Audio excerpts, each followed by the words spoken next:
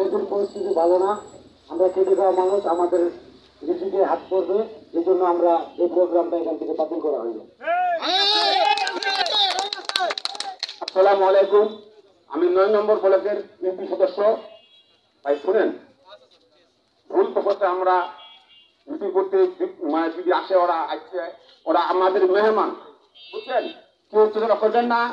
আর যেগুলা লোক আমাদের মেম্বার পক্ষে আইছেন, তোমাদের সবার কাছে আমি জোরাত করে বলতেছি, কেউ ভাই হল্লা চিল্লা করবেন না, ওরা মেহমান আইছে, চলে যাবে, মিটিং হবে না, ঠিক আছে?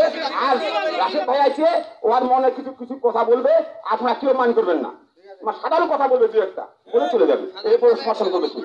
আসসালামু আলাইকুম। সামনে যারা আছেন, যারা শুনছেন, যারা দেখছেন, সবাইকে জানাই সংগ্রামী সালাম এবং শুভেচ্ছা। আসসালামু আলাইকুম। আজ এখানে যেই উদ্দেশ্যে এসেছি, আসার পরে এলাকাবাসীর সাথে কথা বলেছি, ইহা সত্য এই অঞ্চলের মানুষ, তেঁতুলিয়াবাসী জীবন জীবিকার জন্য যেই কার্যক্রমের সাথে লিপ্ত, তার মধ্যে অন্যতম বৃহৎ কাজ হচ্ছে পাথর উত্তোলন। কথা ঠিক না বল?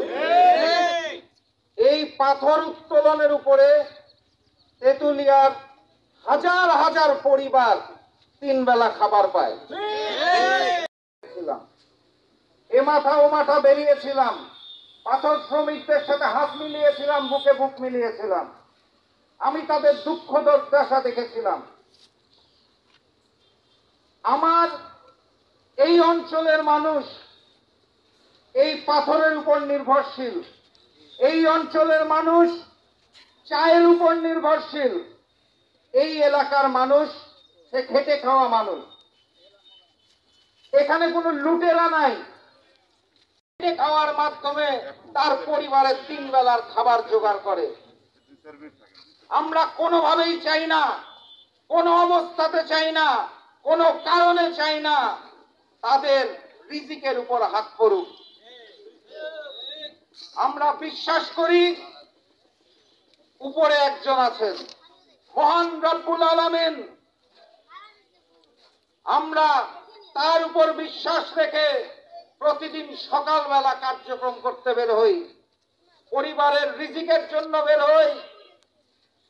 কিন্তু আমার এই রিজিকে যদি হাত দেওয়া হয়, শুধু তেঁতুলিয়া নয়, আমি বিশ্বাস করি তেঁতুলিয়ার জন্য সারা পঞ্চগড় একসাথে হয়ে গর্জে উঠবে। আমরা তো সেদিনটার কথা ভুলে যাই নাই, যেদিন পঞ্চগড়ের সুগার মিলকে বন্ধ করে দেওয়া হয়েছিল। পঞ্চগড়ের সুগার মিল এই অঞ্চলে আনার জন্য আমার মরহুম দাদা গমিনুদ্দিন প্রধান কাজ করেছিলেন, পাকিস্তান আমলের স্পিকার ছিলেন। যারা মুরব্বী আছে তারা মনে করতে পারবেন। আমরা তো কোনোদিন চাই নাই পঞ্চগড়ের সুগার মিলে তালা লাগানো হোক, চেয়েছিলাম এই এক সুগার মিল বন্ধ করার পরে পঞ্চগড়ের অসংখ্য মানুষের রুটি রিজিক বন্ধ হয়ে গিয়েছে।